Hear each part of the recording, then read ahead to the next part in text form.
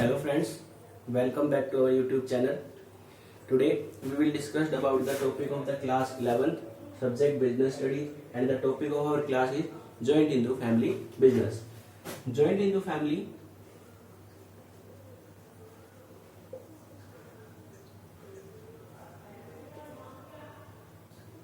means a family in which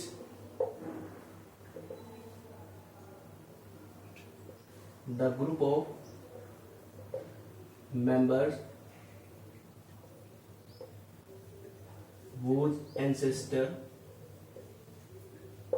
is same. Joint Hindu family क्या का मतलब क्या है? अकॉर्डिंग टू हिंदू लॉ, जितने भी आपके मेंबर्स हैं, ग्रुप ऑफ मेंबर्स, उन सभी ग्रुप ऑफ मेंबर्स के आपके जो भी एंसेस्टर हैं, एंसेस्टर मीन्स पूर्वज, जो भी एंसेस्टर है वो सेम होंगे, उसको क्या बोला जाता है? Joint Hindu family business.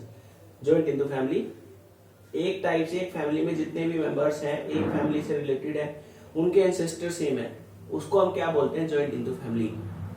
अब जॉइंट हिंदू फैमिली के अंदर हमें अलग अलग फैक्ट्स जो है वो डिपेंड करते हैं, और जॉइंट हिंदू फैमिली के जो फैक्ट्स हैं उनको टू टाइप्स में डिवाइड किया है. The facts of the joint Hindu family are divided into two parts. First one is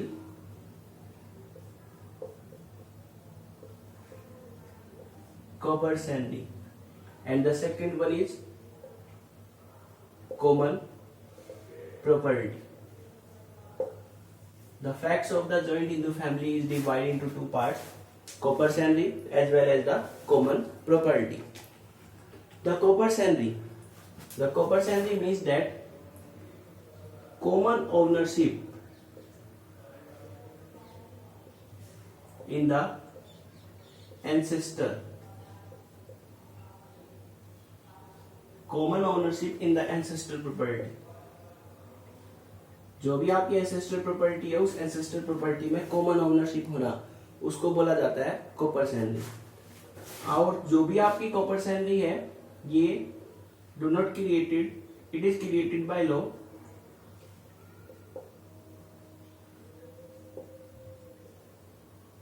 not by any contract.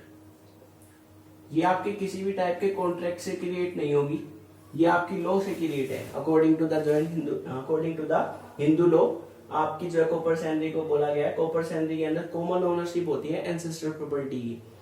जो भी एंसेस्ट्रल प्रॉपर्टी है, उस एंसेस्ट्रल प्रॉपर्टी पर जो भी कॉमन ओनरशिप होगी, उसको क्या बोला जाता है? कोपर्सेनरी. इसके साथ साथ जो भी एक पर्टिकुलर इंडिविजुअल पर्सन है, वो इंडिविजुअल पर्सन इस फैमिली के अंदर क्या बोला जाता है? कोपर्सेनर. कहने का मतलब एक particular every individual in a joint Hindu family is known as the coparcener because he has right in the ancestral property after the birth, and he can ask for the division of the property. आपकी जो कोपर्सेनरी है, इसका मतलब है ancestral property के अंदर common ownership होना. ये लॉ के अकॉर्डिंग क्रिएट की जाएगी, किसी भी टाइप का कोई कॉन्ट्रैक्ट है उसके अकॉर्डिंग क्रिएट नहीं होगी. जितने भी आपके इंडिविजुअल पर्सन है, वो इंडिविजुअल पर्सन जो है उसमें कोपर्सेनर के नाम से जाने जाएंगे, और ये कोपर्सेनर आपकी कॉमन प्रॉपर्टी के डिवीजन की बात कर सकता है, उसकी डिमांड कर सकता है, उसको बोलते हैं coparcener. Now the second fact is common property.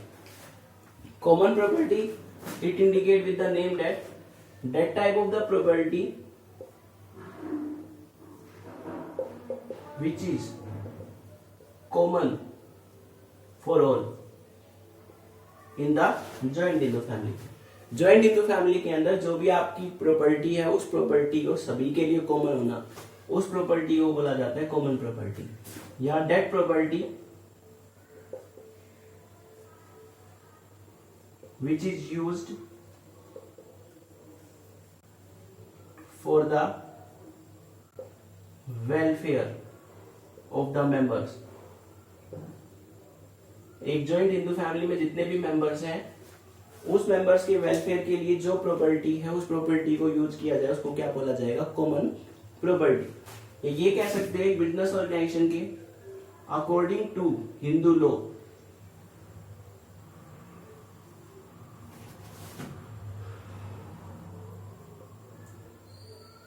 Hindu joint family gets recognized as undivided family when there is a common property and that property is common for the all and that property which is used for the welfare of the member. ऐसी property जो आपके members के welfare के लिए use होगी उस property को क्या बोला जाता है, आपका कॉमन प्रॉपर्टी बोला जाएगा। और उस कॉमन प्रॉपर्टी के अंदर हम किस किस को इंक्लूड कर सकते हैं, एंसेस्टर प्रॉपर्टी को। एंसेस्टर प्रॉपर्टी की हेल्प से अगर कोई और प्रॉपर्टी क्रिएट की गई है उसको हम इसमें इंक्लूड कर लेंगे। इसके साथ साथ कोई पर्सनल प्रॉपर्टी है उस पर्सनल प्रॉपर्टी को भी हम क्या मानते हैं, कॉमन प्रॉपर्टी। तो ये फैक्ट्स थे आपके जॉइंट हिंदू फैमिली के। इसके बाद हम फैक्ट्स के अलावा जॉइंट हिंदू फैमिली के अंदर अब स्कूल ऑफ हिंदू लॉ कर रहे हैं। जॉइंट हिंदू फैमिली के अंदर आपकी स्कूल ऑफ हिंदू लॉ है। स्कूल ऑफ हिंदू लॉ को 2 टाइप्स में डिवाइड किया है। School of Hindu law 2 types के लॉ है आपके। फर्स्ट वन है आपका Mitakshara,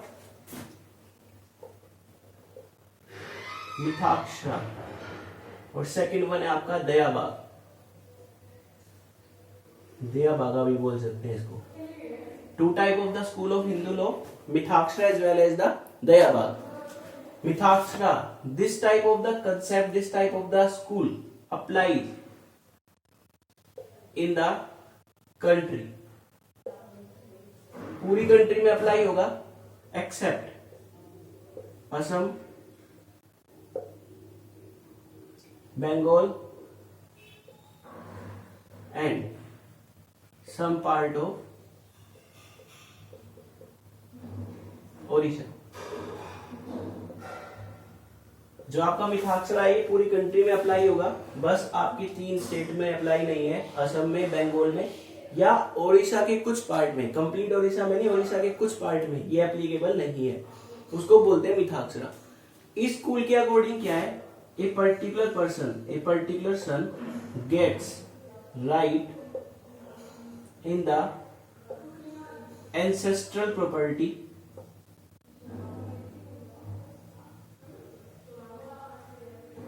as his father after his immediately birth।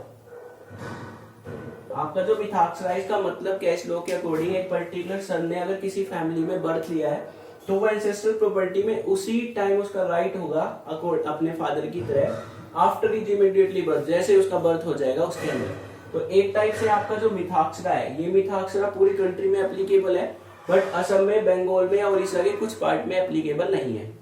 और साथ ही साथ इसका मेन जो फंक्शन है वो ये है कि इसके अंदर कोई भी पर्टिकुलर सन है, एक सन जैसे एक फैमिली में बर्थ लेगा, बर्थ लेते ही वो उस फैमिली का मेंबर बन जाएगा और उसका उस फैमिली की जो एंसेस्ट्रल प्रॉपर्टी है उस एंसेस्ट्रल प्रॉपर्टी में राइट होगा, उसे शेयर मिलेगा एज हिज फादर राइट। उसका फादर का जो राइट है, उस फादर का जो शेयर है उसके अकॉर्डिंग ही एंसेस्ट्रल प्रॉपर्टी में उसे क्या मिलेगा, शेयर मिलेगा। अब वो पर्टिकुलर सन जैसे ही 18 ईयर की एज हो जाएगी, कंप्लीट होने के बाद वो उस एंसेस्ट्रल प्रॉपर्टी के डिवीजन की बात कर सकता है, उसकी डिमांड कर सकता है। तो उस सन का जैसे ही वो पर्टिकुलर सन मेजर होगा, वो अपने शेयर की डिमांड करेगा और उसका शेयर जो है वो शेयर इंक्रीज और डिक्रीज होता रहता है because in the change in the evitable. आपका जो चेंज है वो अनसर्टेन है, कभी भी बदल सकता है, निश्चित है। For every birth and every death, हर एक पर्सन का बर्थ होना, हर एक पर्सन की डेथ होनी। तो उस फैमिली में जितने भी मेंबर्स हैं, बर्थ की वजह से मेंबर बढ़ जाएंगे तो उसका शेयर कम होगा और डेथ की वजह से मेंबर कम होंगे तो उसका शेयर बढ़ जाएगा। तो वो आपका मिथाक्षरा है। ऐसे ही आपका इसमें दयाभागा है। दयाभागा क्या है, ये अप्लाई है, apply in the Assam, Bengal and some part of Odisha। दयाभाग जो है वो आपकी पूरी कंट्री में अप्लाई नहीं है, ये सिर्फ कहाँ अप्लाई होता है, असम में, बंगाल में या कुछ पार्ट ऑफ ओडिशा का जो कुछ पार्ट है वहां ये अप्लाई होगा।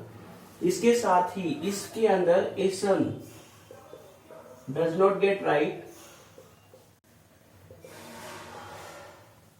आफ्टर हिज बर्थ, एक सन को जो है उसके बर्थ के बाद एंसेस्ट्रल प्रॉपर्टी में राइट नहीं मिलेगा। वो प्रॉपर्टी जो है हमेशा रिमेन रहेगी under the ownership of his father. According to that law, Dayabhaga, एक सन का जैसे ही बर्थ होता है उसे अपनी एंसेस्ट्रल प्रॉपर्टी में कोई राइट नहीं मिलेगा, वो एंसेस्ट्रल प्रॉपर्टी हमेशा उसके फादर की ओनरशिप में रहेगी। हाँ, जैसे ही उसकी फादर की डेथ हो जाएगी, उस फादर की डेथ होने के बाद उस सन को एंसेस्ट्रल प्रॉपर्टी में राइट मिलेगा। तो ये स्कूल ऑफ हिंदू लॉ थे। फर्स्ट वन था मिथाक्षरा, सेकंड वन था दयावाग। मिथाक्षरा क्या है, पूरी कंट्री में अप्लाई करता है, बस 3 पार्ट में नहीं है, असम में, बंगाल में, कुछ पार्ट ऑफ उड़ीसा में। एक सन को जो है उसके बर्थ से ही उसकी एंसेस्ट्रल प्रॉपर्टी में राइट मिल जाएगा। जैसे ही वो सन आपका मेजर होगा, उसकी एज जो 18 ईयर से ज्यादा हो जाएगी, 18 कंप्लीट कर लेगा, वो उस एंसेस्ट्रल प्रॉपर्टी के डिवीजन के बारे में बात कर सकता है। और उसका राइट जो है वो अप एंड डाउन होता रहता है according to the death and birth in a family. Dayabhaga जो है पूरी कंट्री में अप्लाई नहीं है, ये सिर्फ आपका असम में, बंगाल में या कुछ पार्ट ऑफ ओडिशा है उसी में अप्लाई होगा। ओडिशा के कुछ पार्ट में मिथाक्षरा है, ओडिशा के रिमेनिंग पार्ट में दयावाग है। इसके अंदर एक सन है, जैसे उसका बर्थ होगा उसे एंसेस्ट्रल प्रॉपर्टी में कोई राइट नहीं मिलेगा, वो प्रॉपर्टी हमेशा उसके फादर के अंडर कंट्रोल में ही रहेगी। जैसे उसके फादर की डेथ हो जाएगी, डेथ होने के बाद उस पर्टिकुलर सन को उसके फादर की प्रॉपर्टी में हिस्सा मिल जाएगा, इंटरेस्ट हो जाएगा। Today we discussed about the joint Hindu family, fact about the joint Hindu family as well as the school of the Hindu law. I hope it's clear to you. Thanks. Have a nice day.